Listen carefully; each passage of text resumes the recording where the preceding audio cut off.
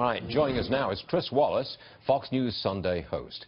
Chris, you're in the middle of all of this. Can you, you're shrugging your shoulders, you're smiling, but you are in the middle of it all. Can you assess if this statement from Ted Cruz, this response to Peter Doocy's question, is it real progress? Well, we don't know exactly how it fits into the bill. If the Senate bill includes the Cruz amendment, which basically says as long as you have one plan that is offered in every exchange that fulfills all of the Obamacare essential health benefits, basically all of the protections, then they can offer a lot of cheaper, skinnier coverage plans.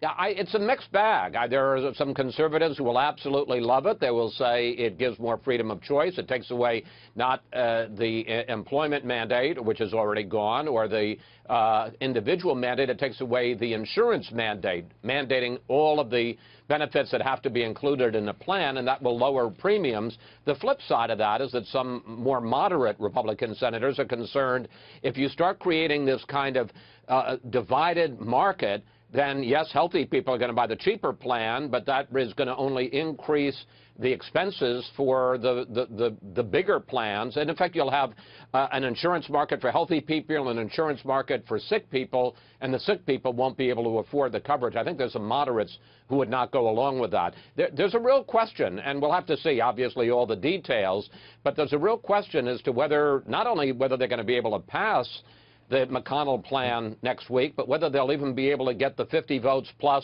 the tiebreaker from the vice president to even bring it up on the floor to discuss it. I don't know what to say, because the minutiae, the details are really crowding out the big picture. To me, the big picture is they got to do something.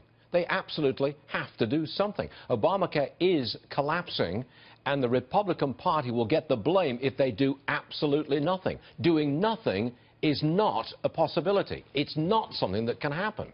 Sure.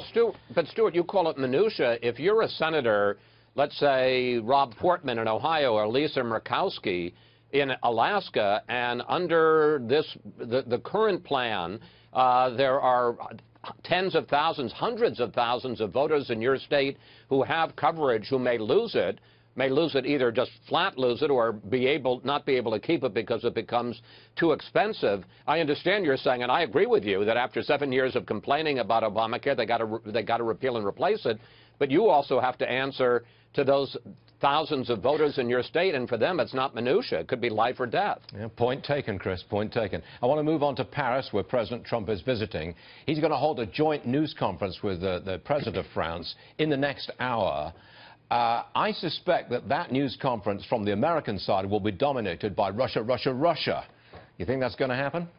Well, it's not a full news conference. Generally, when leaders meet, they take two questions from each side. So there'll be two questions, if this follows that form, from the American reporters, and it depends to some degree who the president asks.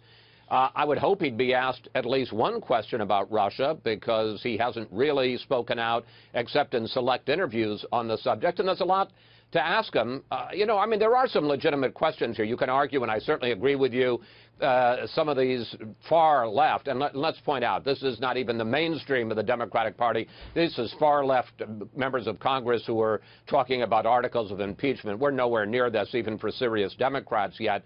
But, you know, there are some legitimate questions, like the decision to meet with a Russian operative who was promising information as part of a Russian effort to tip the election. You do want to hear what the president has to say about that. Okay, this will be a first opportunity for the president to speak and address that meeting by his son. That's true. One last one, real fast, Chris. I've said that President Trump is a missionary to Europe. Would you go that far? I'm not sure I'd use that word, but I take your point, and I think it is representative of the very strong speech that he made in Poland, where he talked about the need to defend Western values, Western civilization against the threat, especially from Islamic radical terrorism. And to that degree, and boy, Paris, as we know, or France, overrun by a lot of radical, overrun is too strong, but, you know, a serious threat from radical Islamists, to the degree that he sits there and backs Macron and makes that case. Yeah, maybe it is missionary work. Chris Wallace, thanks very much indeed. You've got a lot of work to do today, I know, so go do it, sir. Thanks for joining us, Chris. Appreciate it. Thank you, Stuart. Yes, sir.